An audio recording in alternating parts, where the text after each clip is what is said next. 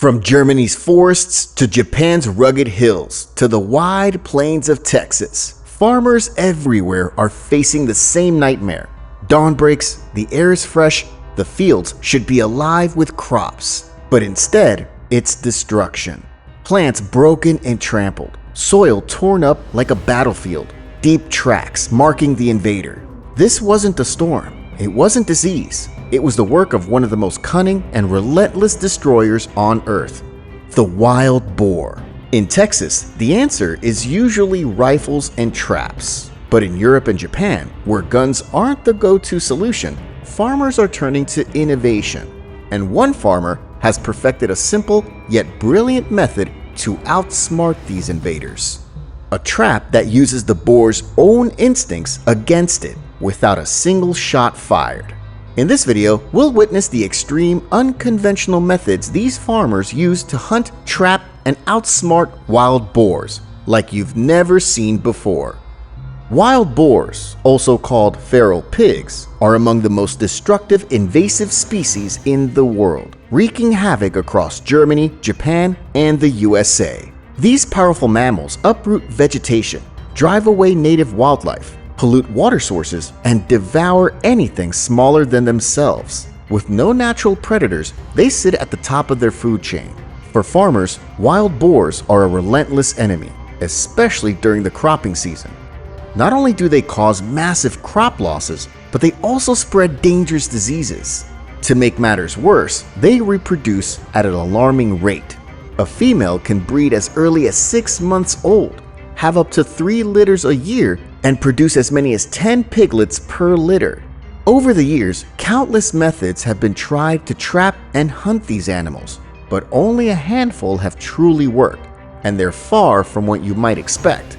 Now, let's begin by exploring one of Germany's unconventional methods of hunting and trapping these predators. In Germany, there are fewer than 2.5 million wild boars. But like in many parts of Europe, their numbers are slowly rising.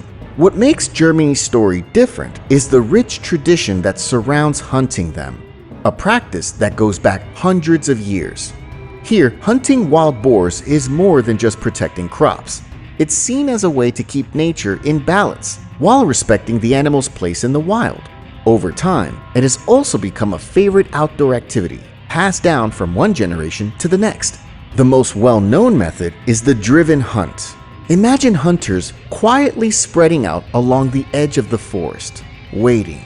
Then, helpers and trained dogs move in, making loud noises to scare the boars from their hiding places. Startled, the animals run toward the open, right where the hunters are ready. Shots are taken quickly and carefully. This style of hunting needs teamwork, patience, and skill. And in Germany, it's as much about tradition as it is about the hunt itself. Another popular method in Germany is stand hunting. In this approach, hunters choose fixed spots called stands and wait for wild boars to wander past. These stands are often set up near feeding areas or along paths the animals use regularly. Unlike the fast-paced, noisy action of driven hunts, stand hunting is all about patience. It's quiet, still, and requires a sharp eye to read the boar's movements. Many hunters enjoy it for its peaceful, solitary nature, giving them a chance to connect deeply with the forest. Then there's stalking. This is the most challenging technique of all. Hunters move slowly and silently through the woods, searching for signs of wild boars. They rely on sharp tracking skills, deep knowledge of the land, and clever camouflage to get close enough for a clean shot. It's a test of both skill and endurance. Today, German hunters also have an edge their ancestors never dreamed of: technology. Drones, night vision goggles, and other modern gear have become part of the hunt, making it easier to spot and track these elusive animals. Even as techniques evolve, wild boar hunting in Germany remains more than just a sport. It's a tradition rooted in respect for nature, a reflection of the country's cultural heritage, and a commitment to protecting its wildlife. But in other parts of the world, hunting wild boars isn't just pest control. It's a tradition that's been passed down for generations. Let's explore where and how it's done. In Japan, wild boars, known as inoshishi, were once a rare sight, living deep in the mountains and forests of Honshu, Shikoku, and Kyushu. Farmers didn't think much about them back then. They kept to the wild and away from people. But fast forward to today, and the story has completely changed. Wild boars have made a huge comeback, spreading across almost the entire country, showing up in every region except Hokkaido. And with their return came big problems. They began wandering into farmland, tearing up fields, and eating whatever they could find. In 2010, there were an estimated 1.32 million wild boars in Japan, causing crop damage worth 6.8 billion yen, approximately $45 million. But it's not just the crops they damage. Sometimes they run into people, and those meetings can turn dangerous. Between 2016 and 2018, there were 141 reports of people being injured by wild boars, and sadly, one person lost their life. And for decades, hunting and trapping have been the main ways to control them. Back in the mid-1900s, about 40,000 boars were caught or killed each year. By 2016, that number had exploded to 610,000. But even with more hunting, the damage hasn't stopped.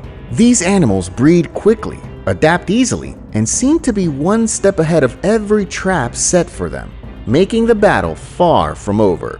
By 2017, Japan tried a different approach. After pausing hunting operations, the Agriculture, Fisheries, and Conservation Department launched the Contraception Relocation Program.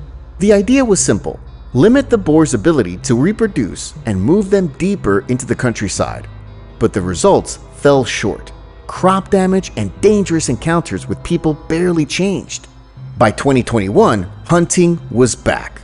This time, teams used dart guns loaded with anesthetics, allowing the animals to be captured by hand later. Alongside this, the government introduced new prevention strategies, securing areas that attracted boars near towns, sealing off entry paths with repellents and high-performance fences, and building buffer zones between forests and urban spaces. In Kobe, for example, guard fences to keep boars out doubled from 151 kilometers in 2014 to 320 kilometers by 2020, and 23 hectares of buffer zones were created. Still, these barriers could only keep boars out of populated areas. They didn't stop the damage in rural farmlands. To address that, starting in 2016, the government began offering cash incentives for farmers and residents to form local hunting teams.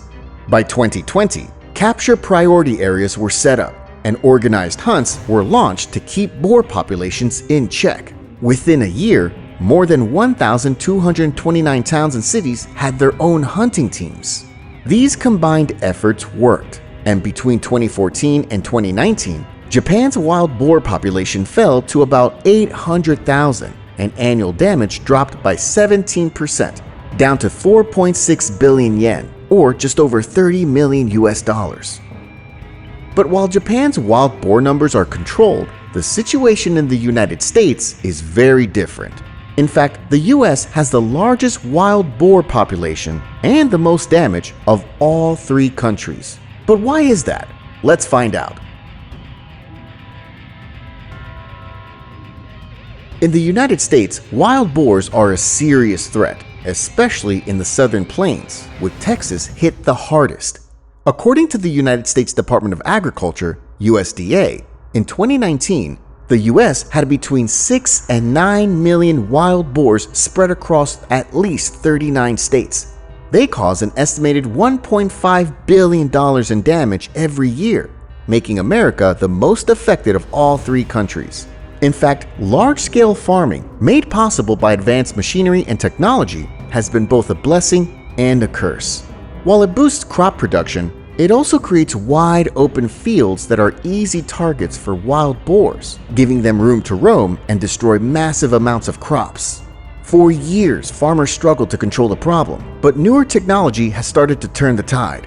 In Texas and other southern states, experts estimate that 60 to 70% of the wild boar population must be removed each year just to keep their numbers from growing. Among the many traps used, one has stood out: the boar buster. With an 88% removal rate, it's one of the most effective solutions yet. The trap works by dropping down over the animals, catching them all at once. Because boars don't see overhead structures as a threat, the process is quick and can capture entire groups in one go, making it a game changer in the fight against these destructive animals. But here's the twist. For years, traps like the boar buster were a farmer's best friend in the fight against wild boars. But over time, the animals learned to avoid them. Smart, cautious, and quick to adapt, they began slipping past these once reliable defenses. This forced the USDA to push for tougher, more creative solutions. In Texas, where 2 to 3 million wild boars roam and cause nearly $400 million in damage every year, the state took a bold step in 2011. They passed the Pork Chopper Bill, a law that let landowners hire professionals to hunt wild boars from helicopters. It was fast and effective, but it also stirred controversy, as it clashed with federal rules that ban hunting from the air for sport. Hunters also turned to the cover of night. Wild boars are sharp. They can sense danger long before it's close, making them hard to catch in the daytime. But at night, the tables turn. Using high-tech gear like quiet, silenced rifles, thermal scopes that spot heat from over half a mile away, drones to find feeding spots, and wireless cameras that send instant alerts, hunters could move in before the boars even knew they were being watched. Then came an even more unusual method: warfarin-based toxicants. In this method, farmers would set out feed in one spot where the boars were known to visit, slowly mixing in the poison over time. The animals would keep coming back until they'd eaten enough to be lethal. For farms where wild boars were regular unwelcome guests, this approach proved to be one of the most effective yet. So the next time you come across a wild boar, remember, it's not as harmless as it might look. Keep your distance and stay safe. Now tell us, what's your take on these hunting and trapping methods? Do you think they're the most effective, or do you know of other techniques that could work even better? Share your thoughts in the comments below. And if you enjoyed this video, don't forget to like, share, and subscribe to our channel for more eye-opening content like this. Now, click on the video showing on your screen to discover how Europe's beekeepers make millions in honey. See you there!